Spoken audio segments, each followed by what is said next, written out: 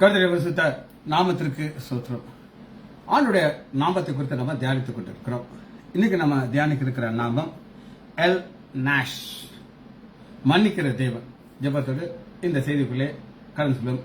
கிருபை எம்மை சூழ்ந்து கொள்ளும் தாம் கிருபை, கர்த்தரில் மகிழ்வோம் களி கோர்ந்திடுவோம், கண்டடைந்தோம் கிருபை. யோர்தானை கடந்து வந்தோம், எங்கள் தேவனில் பலன் அடைந்தோம். யோர்தானை கடந்து வந்தோம், எங்கள் இயேசுவில் பலன் அடைந்தோம். சேனையின் கர்த்தர் முன்னே நடந்தார், சோர்வின்றி காத்து கொண்டார். சேனையின் கர்த்தர் முன்னே நடந்தார், சோர்வின்றி காத்து கொண்டார்.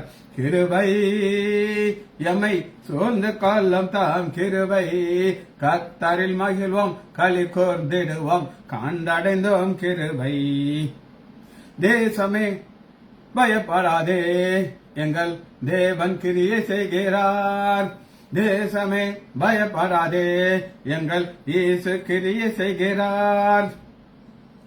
தேசத்தின் நன்மை சேமம் அருள்வார், காத்திருந்தே அடைவோம்.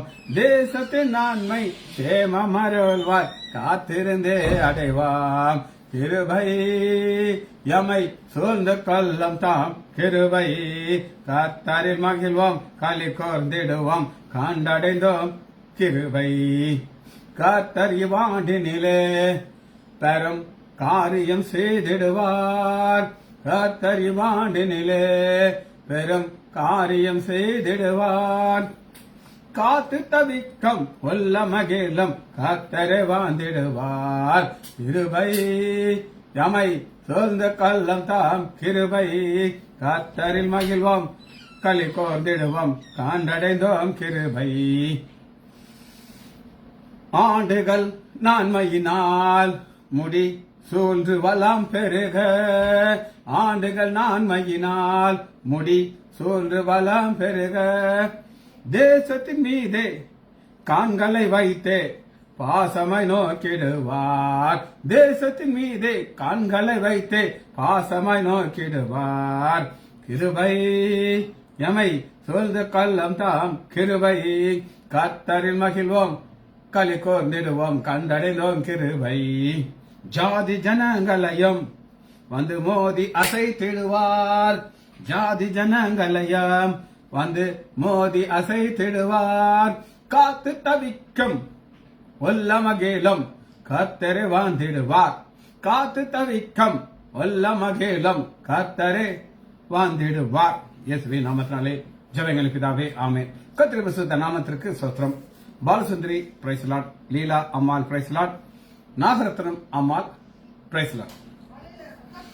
இன்னைக்கு எல் நாஷ் இந்த ரெண்டு வகையில் எழுதலாம். நான் இதில் உங்களுக்கு ஒன்று எழுதி போட்டிருக்கிறேன், ELNAS. இன்னொரு வார்த்தையும் சொல்றேன், என்ன எழுதிக்கோங்க. NAW, நா ஒரு கோடு, ஷா SAW.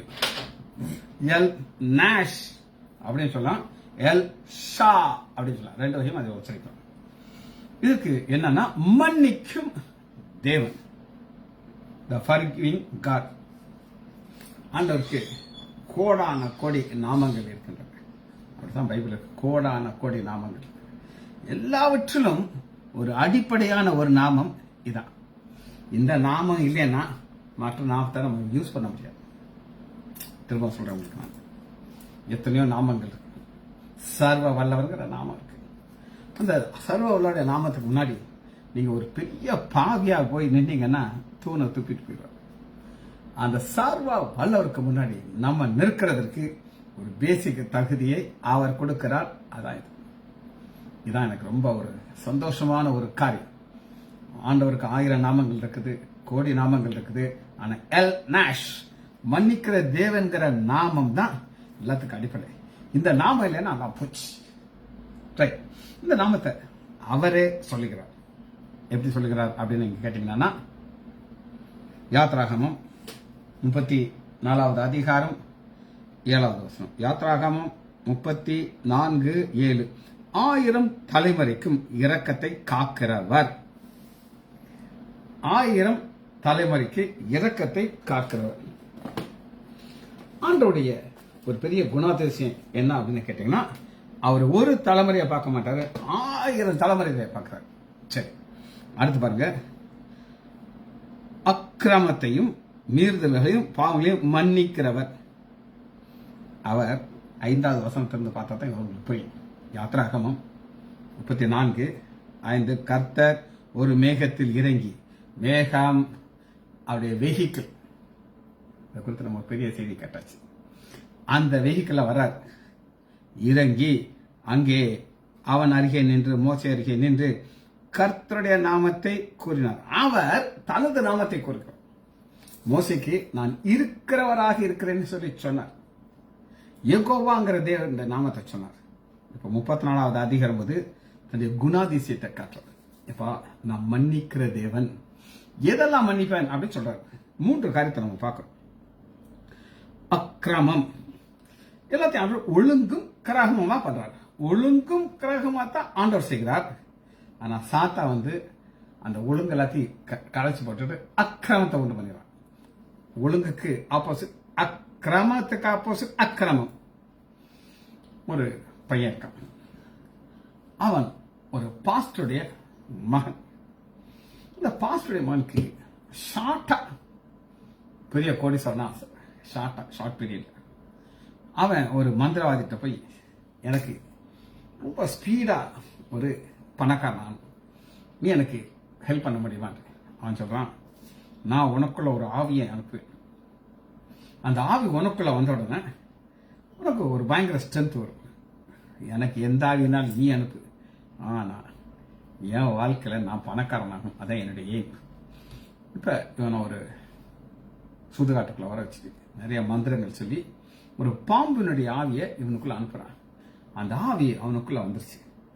இப்ப இவன் ஒரு பேங்க்ல போவான், போய் அங்க லாக்கர்கள் இருக்கிற ரூபாயை அப்படியே நவுட்டி யார் பிடிக்க வந்தாங்கன்னா அப்படி ஒரு பாம்பு மாதிரி சார் சார் சார் சார்னா போயிடும்.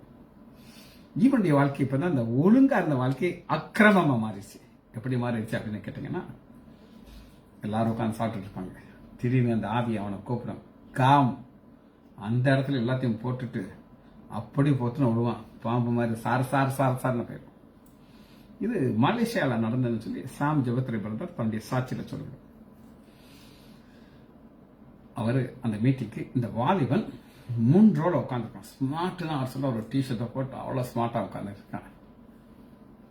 அந்த கண்டக்ட் பண்றவர், நீங்க நல்லா பவர்ஃபுல்லான ஒரு ஊழியக்காரனை கேள்விப்பட்டு நாங்க அவனை கொண்டு வந்திருக்கோம். இவனுக்குள்ள ஒரு பாம்பின் ஆவி இருக்குது, அவனை அலக்கழிக்குது. எப்ப கீழே விடுவான், எப்ப பாம்பா மாறுவான், அவன் ஒழுங்கான வாழ்க்கை அக்கிரமா மாறிச்சு.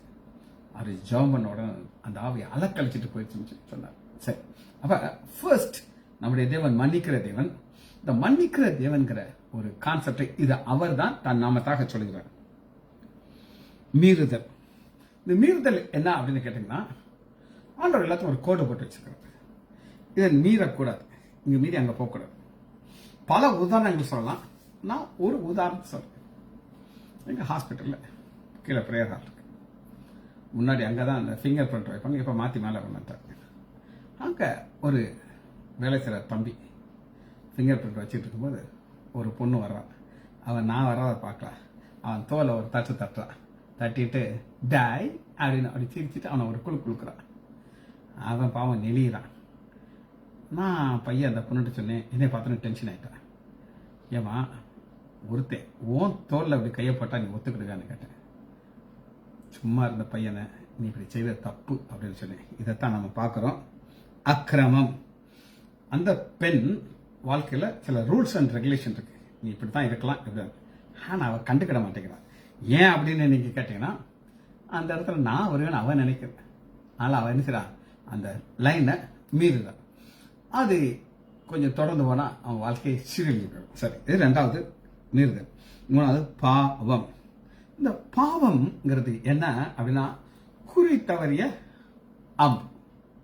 ஆண்டவர் நம்மளை எப்படி உண்டாக்கியிருக்காரு அப்படின்னு கேட்டீங்கன்னா, தாயின் கற்பத்துல உருவாக்கி நம்ம அவருடைய பாதத்துக்கு வரணும் எதிர்பார்க்கிறோம். ஆனா சாத்தான் என்ன செய்யறான்னா, அந்த அம்பு பிதாட்ட போறது பதில் சாத்தான்ட்ட போய் சேர்ந்தது. எல்லாத்தையும் என்ன செய்யறார், அவர் மன்னிக்கிறவர். அடுத்து பாருங்க, குற்றவாளிகளை குற்றமற்ற விடாமல். குற்றவாளி எல்லாத்தையும் சேர்ந்து ஒரு குற்றவாளிங்கிற ஒரு கான்செப்ட். குற்றத்தை சுமக்கிறவன் குற்றவாளி. விடாமல் பிதாக்கள் செய்த அக்கிரமத்தை பிள்ளைகளுக்கும் பிள்ளைகளின் பிள்ளைகளுக்கும் 3ஆம் 4ஆம் தலைமுறை செய்யும். 3ஆம் 4ஆம் உடனே மோசே ஒரே சந்தோஷம். இப்படி ஒரு நாமத்தை நமக்கு வெளிப்படுத்திட்டாரு. அந்த சந்தோஷத்துல அடுத்த வசனத்தை பிதாட்ட சொல்லுகிறார். ஆண்டவரே, உம்முடைய கண்களிலே எனக்கு கிருபை கிடைத்தாதனால் எங்கள் நடுவிலே ஆண்டவர் எழுந்தருள வேண்டும். இந்த ஜனங்கள் வணங்கா கழுத்தர்கள் நீரோ. இவங்க எப்படித்தான் இருப்பாங்க ஆண்டவரே? ஒழுங்கு கிரமகம் கிடையாது, அக்கிரமம் இருக்கும், பாவம் இருக்கும், எல்லாம் சேர்ந்து வணங்கா கழுத்து. இந்த வணங்கா கழுத்துனா என்ன அர்த்தம் அப்படின்னா, நான் பிடிச்ச மயிலுக்கு 3 கால் என்ன சொன்னாங்க. ரைட், அதான். நீரோ எங்கள் அக்கிரமத்தையும் எங்கள் பாவத்தையும் மன்னித்து எங்களை உங்களுடைய சுதந்திரமாக ஏற்று. சுதந்திரம், எனக்கு ஒரு சந்தோஷம் வந்துச்சு. இந்த சுதந்திரம் அப்படின்னா என்ன அர்த்தம் அப்படின்னா, உரிமை, சுதந்திரவாளி. அப்ப பிதாவுடைய காரியத்தை எப்படி விவரிச்சார்?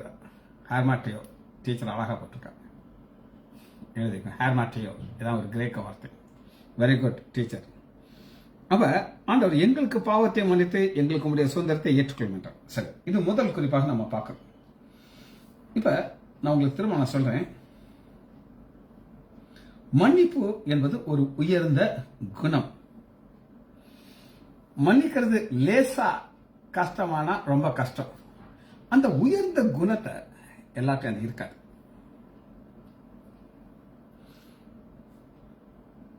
இது 2வது மன்னிப்பு என்னன்னா, ஒரு வல்லமை உள்ள ஆயுதம். வல்லமை உள்ள ஆயுதம் அப்படின்னா என்ன அர்த்தம் அப்படின்னு கேட்டீங்கன்னா, யாருமே மன்னிக்க மாட்டாங்க.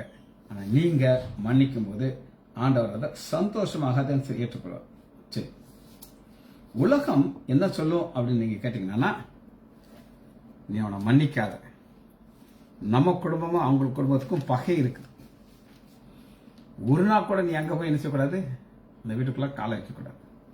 ஒரு கதை சொல்லியிருக்கேன் நான், திரும்ப அந்த கதை சொல்றேன். ரொம்ப பிடிச்ச கதை, மன்னிக்கிறதுக்கு அது ஒரு கதை. ஒரு குட்டி பாப்பா ஒரு கோழி குஞ்சை வளர்த்துட்டு இருந்தாங்க. அம்மா பசன் பண்ணாங்க. அந்த கோழி குஞ்சுக்கு என்ன செய்வானா, அவளுடைய சாப்பாடுல கொஞ்சம் கொஞ்சம் கொடுப்பா. அது கொஞ்ச நாள் எல்லாம் புதுக்கன் ஆயிடுச்சு. இவங்க வீட்டில் ஒரு சவறு, அந்த பக்கம் ஒரு அண்ணன் இருக்காரு. இது அங்க போய் கக்காந்து வச்சு, அது கோழிக்கு எங்க தெரியும். இவன் பார்க்கறான். பார்த்து அந்த கோழியை பிடிச்சு கழுத்தை திருவி கொன்னு தூக்கி எரிஞ்சுட்டான்.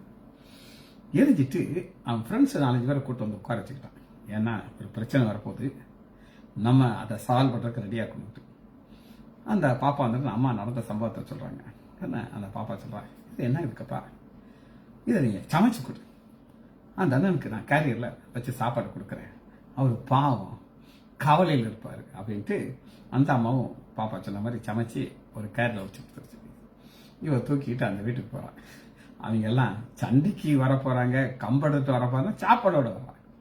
அவ சொல்றான், அண்ணே அண்ணே, நீங்க கொஞ்சம் பேரோட வந்து உட்காந்துருக்க நான் கேட்டேன், எதுக்கு வந்தீங்கன்னு எனக்கு தெரியாது அண்ணே, ஆனா உங்களுக்கு சாப்பாடு கொடுக்க எனக்கு ஆசையா இருந்துச்சு.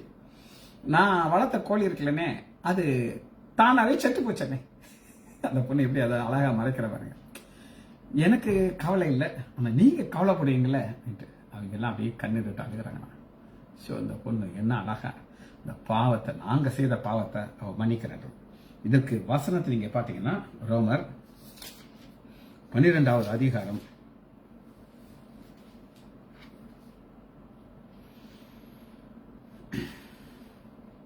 17. ஒருவன் தீமைக்கு தீமை செய்யாதீர்கள், எல்லா மனுஷர்களுக்கும் முன்பாக யோக்கியங்களை செய்ய நாடுங்கள், கூடுமானால் உங்களால் மட்டும் எல்லா மனுஷனும் சமாதானம் இருக்கு. பிரியமானவர்களே, பழி வாங்குதல் எனக்குரியது. 12வது அதிகாரம் 10. ஏன் வேலை பழி வாங்குறது? எதுவா வேலை கிடையாது. நீங்கள் பழி வாங்காமல் கோபானிக்க வேண்டும். இதுவாசம் தான். அன்றையும் சத்ரு பசியா இருந்தால் அவனுக்கு போஜனம் கொடு. நான் சொன்ன கதை புரியுதா? சத்ருக்கு போஜனத்தை நீ கொடு, அவன் தாகமா இருந்தால் பானம் கொடு. இப்படி செய்தாலே அக்னி தலலை அவன் தலை மேல் குவிப்பாய். நீ தீமையை வெல்லப்படாமல் தீமைக்கு நன்மை செய். இது ஆண்டவர் நம்முடைய பாவத்தை மன்னித்தார். அவர் நம்மகிட்ட ஒன்று எதிர்பார்க்கிறான். என்ன எதிர்பார்க்கிறான்? நீ உன்னுடைய மற்றவர்களோட ஒரு ரிலேஷன்ஷிப் சொல்றது. சரி, இன்னொரு வசனத்தை வாசிப்போம். சங்கீதம் 86வது அதிகாரம் 5வது வசனம்.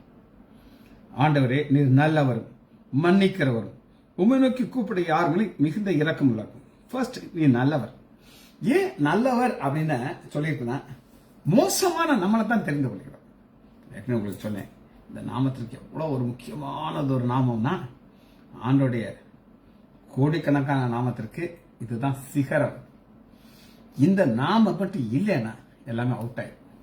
சொல்லப்படுது அவங்களுக்கு. ஆண்டோடைய பாவங்களை மன்னிக்கலைன்னா அவர்கிட்ட போய் அப்பா பிதாவேன்னு நம்ம சொல்ல முடியாது.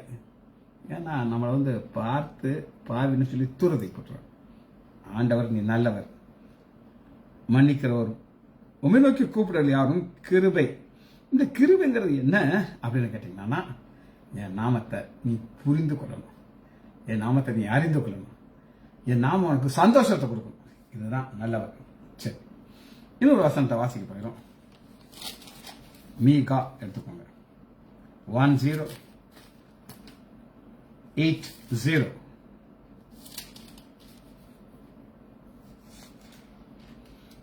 மீகா 7வது அதிகாரம் 12. தமது சுதந்திரத்தில், ஏற்கனவே மோச ஜெபம் பண்ணிட்டாரு, ஆண்டவரே எங்க பாவங்களை மன்னித்து நீ சுதந்திரமாக ஏற்றுக்கொள்ள. அந்த சுதந்திரத்தை தான் அவர் பேசுகிறார். மீதியானவர்களுடைய அக்கிரமத்தை பொறுத்து. பொறுத்து கோபம் வரக்கூடாது ஆண்டவரே. நாங்க சேட்டா பண்ணத்தான் செய்வோம், அது எங்க குணாதிசயம். நீங்க பொறுத்துக்கணும் ஆண்டவரே. என்ன அழகா சொல்றாங்க. பொறுத்து அக்கிரமத்தை மீறுதல்களை மன்னிக்கிற உமக்கு ஒப்பான தேவன் யார்? ஒப்பான தேவன், ஈக்குவல். இப்ப உங்களுக்கு ஒரு ஹோம்ஒர்க் கொடுத்தோம். சரியா? ஹோம்ஒர்க். எத்தனையோ கடவுளை பத்தி உங்களுக்கு தெரியும். இங்க அநேகர் இந்து மதத்துல தான் இங்க வந்திருப்பீங்க. அந்த கடவுள்ல யாராவது ஒரு கடவுளை, நீங்க அது புத்தரா இருந்தாலும் சரி, யாரா இருந்தாலும் சரி, அந்த கடவுள் நான் என்னுடைய பக்த கோடிகளுடைய பாவத்தை மன்னிக்கிறேன்னு சொல்லி ஒரு ஓப்பன் சேலஞ்சு கொடுத்துட்டு எத்தனையோ பேர் இருக்கீங்க. இங்க இருக்கிற அநேகர் அநேகர் வேற மதத்தில் இருந்து வந்தீங்க. நீங்களும் கேட்டு பாருங்க. இந்த சேலஞ்சு நான் ஏற்றுக்கொள்கிறேன். சரி, தேவன் யார்? அவர் கிருபையை செய்ய விரும்புகிறதாலே அவர் என்றென்றைக்கும் கோபத்தை வைக்காதீங்க, என்றென்றைக்கும். ஏன் அப்படின்னு நம்மளை என்றென்றைக்குங்கிற நிச்சயத்துக்கு நம்மளை அழைத்து செல்லணும். என்றென்றைக்கும் நிச்சயத்தை அழைத்து செல்றதுக்கு அடுத்துவாருங்க. அவர் திரும்பவும் நம்மேல் இறங்குவார். திரும்பவும் என்ன அர்த்தம்னா, ஒவ்வொரு தடவையும் நம்ம பாவம் செஞ்சுட்டு போகும்போது மன்னிச்ச போயிட்டே இருக்காரு. தமது சுதந்திரத்தின் அக்கிரமத்தை அடக்கி நம்முடைய பாவங்களை எல்லாம் சமுத்திரத்தின் ஆழத்திலே போட்டுவிட்டார். இந்த சமுத்திரத்தின் ஆழங்கிறது என்ன அப்படின்னு கேட்டீங்கன்னா, யாராலையும் அங்க போய் அதை கண்டுபிடிக்க முடியாது. ஒரு கப்பல் இருந்துச்சு. கப்பல் மோதி தண்ணிக்குள்ள போயிடுச்சு. அந்த கப்பல் மூழ்காது அப்படின்னு சொல்லி சேலஞ்ச் பண்ணாங்க. ஆனாலும் போயிடுச்சு. அதை வெளியில கொண்டதுக்கு எவ்வளவோ பாடுகள் அனுபவிச்சு கொஞ்சம் என்னெல்லாம் கொண்டு வந்தாங்கன்னா, ரெமனன்ட் டைட்டானிக் கப்பல். நாங்களாம் அந்த படத்தை பார்க்க போயிருந்தோம். அது முங்கின கப்பல் வெளியில வந்துச்சு. ஆனா அதை வச்சு யூஸ் பண்ண முடியாது. அது போலதான் ஆண்டவர் செஞ்சிட்டாங்க. டைட்டானிக் கப்பல் எப்படி உள்ள போச்சோ அது போல ஒருத்தர் அதை கண்டுபிடிக்க முடியாது. சரி, இப்ப நம்முடைய ஆண்டவராகிய இயேசு கிறிஸ்துவை நோக்கி பார்க்க போகிறோம். லூக்கா 7வது அதிகாரம் 37. லூக்கா 7:37. ஒரு பாவியான ஸ்திரீ வர ஆண்டவருடைய பின்னாடி நின்றுக்கிட்டு தன்னுடைய கண்ணீரால் அவருடைய காலை கழுவிட்டு இருக்கான். பரிமள தைலத்தை அபிஷேகம் கொண்டவன் அவருடைய பாதங்கள் அருகே நின்று அழுது கொண்டு அவருடைய பாதங்களை தன் தலைமையினால் துடைத்து முத்தம் செய்து இப்படி செய்யும்போது அவன் யார் அப்படின்னு கேட்டீங்கன்னா ஒரு பரிசேயன் சீமோன்.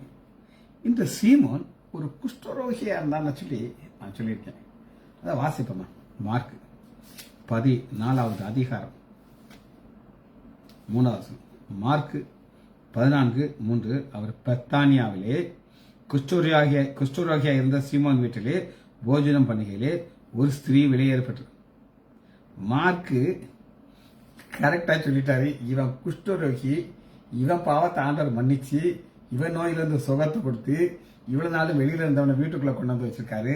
இவன் என்ன சொல்லுகிறான் அப்படின்னு கேட்டீங்கன்னா, இவர் பாவியா இருக்கானே, இவர் தீர்க்கதரிசனம் தொடக்கூடாது, அப்பால இப்போ சாத்தானே இல்லைன்னு சொல்லியிருக்கணும். ஆண்டவர் மிக அழகாக அவனை எப்படி அவனை டீல் பண்ணுகிறாரு அப்படின்னு கேட்டீங்கன்னா சொல்றாரு.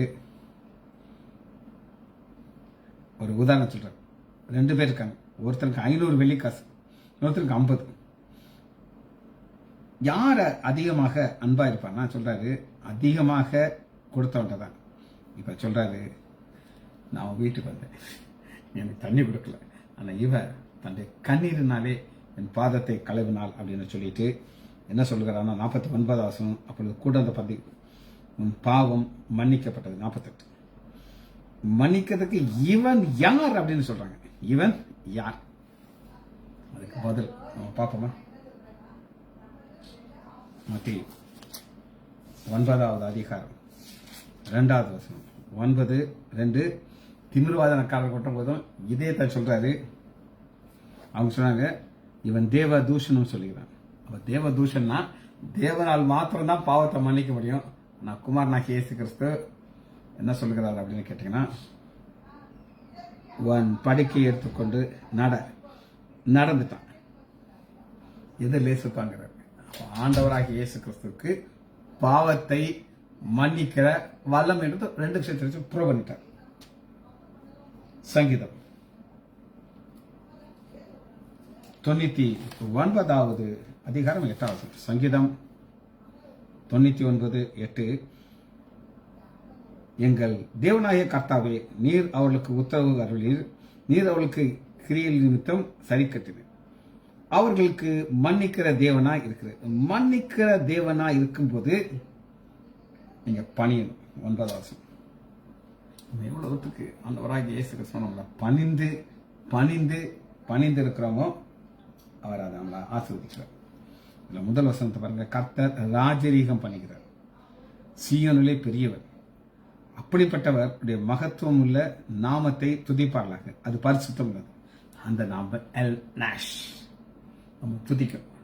ஏன் துதிக்கிறோம்? மன்னிக்கிறதுக்கு ஒப்பான வேற யாருமே கிடையாது. 9வது வசனம், அவருடைய பரிசுத்த பர்வதத்திற்கு முன்மாட்டி நம்ம நம்முடைய ஆண்டவராகிய இயேசு கிறிஸ்து மன்னிப்பை குறித்து ஒரு கிளாஸ் எடுக்கிறாங்க. எப்படி கிளாஸ் எடுக்கிறாரு அப்படின்னு கேட்டீங்கன்னா,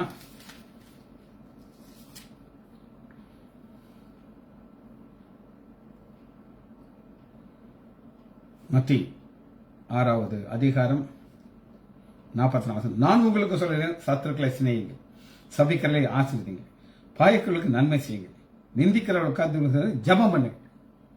இதெல்லாம் தியரிட்டிக்கலா பிரிச்சு இதெல்லாம் முடியுமா அப்படின்னு கேட்டீங்கன்னா அந்த முடிச்சு காட்டினாருங்க. இதுதான் அவருடைய ஸ்பெஷாலிட்டி. லூக்கா 23வது அதிகாரத்தில் 34 அப்பொழுது இயேசு பிதாவே இவர்களுக்கு மன்னியும்.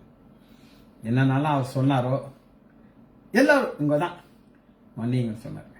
மன்னியும் அவர் சொன்ன உடனே ஒரு கல்லை மனம் திரும்புறான், அவனை பரதேசுக்கு கூட்டிட்டு போயிட்டார். சரி, பழைய ஏற்பாட்டில் பாவத்துக்கு என்ன செய்யப்பட்டது மட்டும் பார்த்து இந்த செய்தி முடிக்கப்படும். பழைய ஏற்பாட்டில் பாவத்திற்கு என்ன செய்யப்பட்டது அப்படின்னு கேட்டீங்கன்னா, சங்கீதம் 32வது அதிகாரம்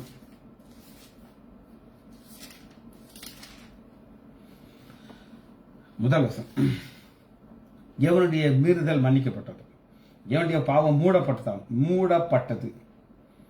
பாவத்தை என்ன செய்யறாங்க? பழைய பாட்டில் மூடி வச்சிருக்கிறாங்க. இப்ப நான் செய்த பாவங்கள்லாம் எழுதி ஒரு கர்டன் போட்டு மூடி வச்சிருந்தா தூக்கி பார்த்தீங்கன்னா உங்களுக்கு தெரிஞ்சு போயிடும்.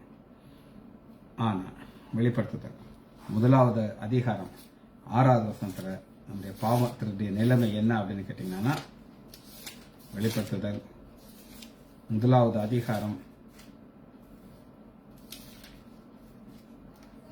6வது வசனம் 6.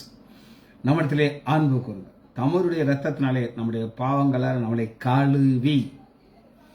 பழைய ஏற்பாட்டில் மூடப்பட்ட பாவம் புதிய ஏற்பாட்டில் ஆண்டவராகி இயேசு கிறிஸ்து இரத்தத்தால் கழுவப்படுகிறது. கழுவப்பட்டு நம்மை பிதாவுக்கு முன்பாக ராஜாக்களும் ஆசாரியரை மாற்றிட்டார். ராஜாக்களும் ஆசாரியர்கள் கழுவி பிதாவுக்கு முன்பாக நிறுத்துறத ஆண்டவராக இயேசு கிறிஸ்து உலக தோற்றத்துக்கு முன்னாடியே யார் யாரை மன்னிக்கணும் முடிவு பண்றாங்க. எபேசியர் 1வது அதிகாரம் 4வது வசனத்துல தமக்கு முன்பாக பிதாவுக்கு முன்பாக நாம் அன்பில் பரிசுத்தம் உள்ளவரும். என்னங்க அன்பில் பரிசுத்தம்? நம்ம நீங்க மற்றவங்களை மன்னிச்சீங்கன்னா அதை மன்னிக்கிறது அவங்க அன்புல ஒரு பரிசுத்தமா பார்க்கிறார். குற்றம் இல்லாதவர்களுக்கு அவர் உலக தோற்றத்திற்கு முன்னே கிறிஸ்துவுக்குள் நம்மை தெரிந்து கொண்டபடி சோசன் பீப்புள். நம்மள யாரு சோசன் பீப்புள் இல்லைங்க. நான் ஒரு சோசன் பீப்புள் எனக்கு தெரியும். ஏன்னா நான் இப்படி உட்காருவேன். காலையிலேயே ராஜேஷ்க்கு தெரியும். அதை நான் யூடியூப்லேயே போட்டேன். எத்தனை பேர் அதை பார்த்தீங்கன்னு தெரியாது. ஜீவ அப்பாம் யாராவது அதை பார்த்தீங்கன்னா இதில் ஒரு ஆன்சர் கொடுக்க பார்ப்போம்.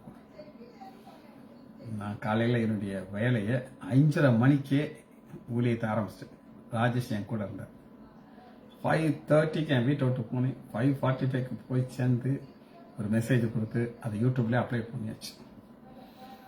இதற்கு காரணம் என்ன அப்படின்னா, உலக தோற்றத்துக்கு முன்னாடி ஆண்டவர் என்னைய தெரிந்து விட்டார். எனக்கு தெரியும். ஞாயிற்றுக்கிழமை செய்தி கொடுத்தாச்சு. இன்னைக்கு ஆஸ்பத்திரியில் உட்காந்து அடுத்த வார்த்தையை எழுதி முடிச்சாச்சு. இதெல்லாம் ஏன் நான் செய்கிறேன் அப்படின்னு கேட்டீங்கன்னா, நான் சோசன் பர்சன். நம்மளை ஆண்டவர் தெரிந்து கொள்கிறார். எதற்காக தெரிந்து கொள்கிறார் மட்டும் பார்த்து நம்ம முடிக்க போயிடும். எபேசியர் 5வது அதிகாரம் 26. எபேசியர் 5:26. புருஷர்களே 26. தாம் அதை திருவசத்தினை கொண்டு தண்ணீர் முழுக்கினாலே சுத்திகரித்து பரிசுத்தம் ஆக்கி கரை திரை முதலான ஒன்றும் இல்லாமல் கரை வேற திரை வேற பரிசுத்தமும் பிழையற்றதுமான மகிமையுள்ள சபையாக அதை தமக்கு முன்பாக நிறுத்ததற்கு தம்மை தாமே ஒப்பு கொடுத்தார். தம்மை தானே ஒப்பு கொடுத்தார் அப்படின்னு கேட்டீங்கன்னா, சிலுவைங்கிற ஒரு இடத்துல தான் நம்ம அதை பார்க்கணும். இயேசு கிறிஸ்துவின் ரத்தம் சகல பாவத்தை கழுவுது. எப்படி கழுவுனா, நீங்க ஒரு உணரணும், அன்றே நான் ஒரு பாவி, நீ ஒரு எல் நாஷ் கடவுள், அந்த எல் நாஷ் கடவுள் என் பாவத்தை மன்னிக்கு. ஜெபிச்சு முடிப்பாமா? மகா இரக்கமும் கிருபையும் உள்ள பிதாவே, உம்மை துதிக்கிறோம் ஐயா. ஊழியத்தை எங்களுக்கு கொடுத்திருக்கிறீர் ஐயா. உங்களோட பலன் தருவதற்காக நன்றி ராஜா. பிள்ளைகள் ஒவ்வொருவரையும் என் ஆண்டவராகிய இயேசு கிறிஸ்துவின் நாமத்தினாலே ஆசீர்வதிக்கிறேன். இயேசுவின் நாமத்தினால் ஜெபங்கள் பிதாவே. ஆமேன், ஆமேன், ஆமேன்.